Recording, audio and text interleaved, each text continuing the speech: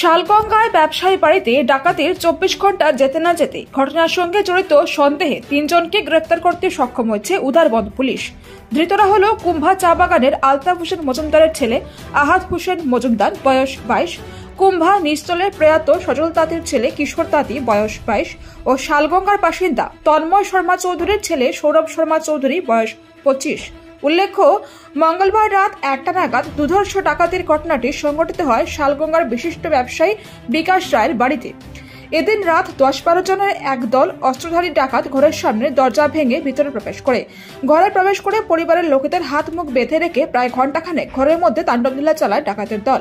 হাতিয়ে নিয়ে যায় নগদ কয়েক লক্ষ নগদ অর্থসহ সোনা গহনা। ঘটনার পরই ডাকাত দলকে পাকড়াও করতে জেলার পুলিশ সুপার নোমাল মাহাতের নেতৃত্বে দ্রুত অভিযানে নামে উধারবন্দ পুলিশ। শেষমেশ বুধবার রাতে সাফল্য হাত লাগে পুলিশের। গভীর রাতে অভিযান চালিয়ে আহাদ হোসেন মজুমদার, কিশোর তাঁতিকে তাদের বাড়ি থেকে আটক করল। সৌরভকে শিলচর থেকে আটক করে পুলিশ। বৃহস্পতিবার ধৃত 3 জনকে আদালতে তোলা হয়েছে।